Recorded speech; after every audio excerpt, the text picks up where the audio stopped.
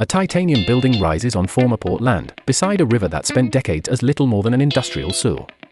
Before it there were idle cranes, closed shipyards and an unemployment rate that had flattened an entire generation. Afterwards came the tourist coaches, the magazine covers and a phrase that traveled the world: a city had been saved by a museum.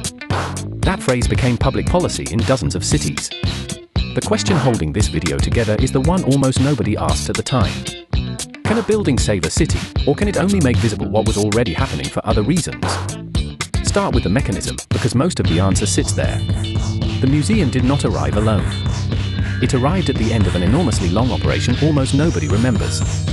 The port moved downstream and released central land. The river was cleaned over many years. A new metro was built, bridges were raised, access roads reorganized, and a public company was created to manage the freed sites. The building was the last piece of a plan, not the first. What happened next is that the photograph of the museum became world famous and every other piece vanished from the story. The city explained itself with one image. That said, the effect was real and it has been measured. The Economist Plaza, the most cited author in this field, showed that before the opening the city was practically invisible in the international press. It simply did not appear. After the inauguration it gained global visibility, attracted more than 1 million visitors a year on a sustained basis, and the public investment was recovered within a reasonable period through tax revenue and tourist spending. Plaza adds one decisive and rarely quoted factor: the museum opened exactly as the internet took off, and it enjoyed the advantage of arriving first. It accumulated images, links and mentions while competition for global attention was still thin. That detail explains why the model cannot be copied. Attention is a positional good. If everyone chases it, each one receives less. The first spectacular museum in a declining industrial city is world news. The 15th is a local notice. Context also mattered more than anyone admitted.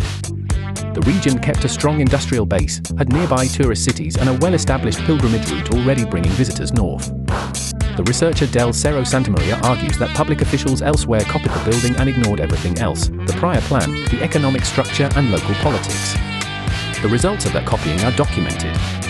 A centre devoted to popular music in a British industrial city closed roughly a year after opening. Several contemporary art museums built by famous architects fell far short of forecast visitor numbers. An American analysis of dozens of new cultural facilities concluded that the expected effect failed to materialize in most cases. Surrounding property values did rise, but so did displacement of lower-income residents. In other words, where the building half worked, it mostly worked as a property lever. Spain left expensive ruins of its own.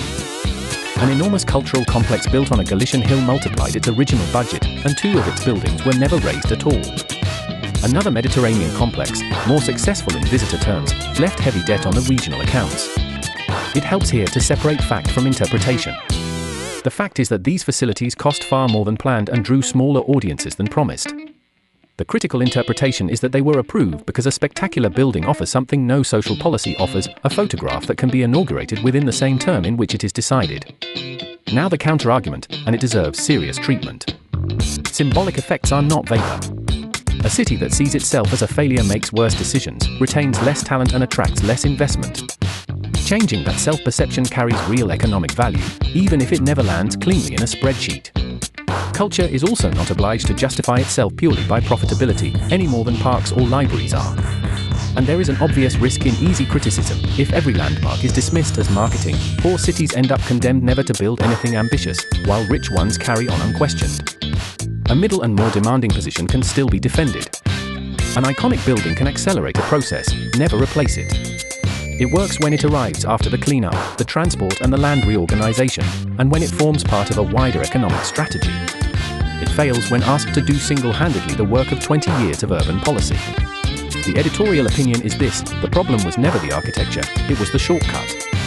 No museum generates industrial employment, no concert hall reduces residential segregation, and no spectacular facade lowers rents.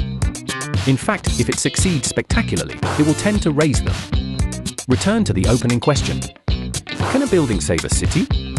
No, but it can make the world look at a city that was already saving itself, and that gaze has real effects on investment and confidence. The mistake was not building the museum. The mistake was telling the story backwards, placing the building at the start instead of at the end. So when the next landmark project promises to transform a territory, the useful question is not who designed it or how it looks lit up at night. The useful question is what was done beforehand, who manages the land around it, and what will happen to the people already living there once the coaches arrive.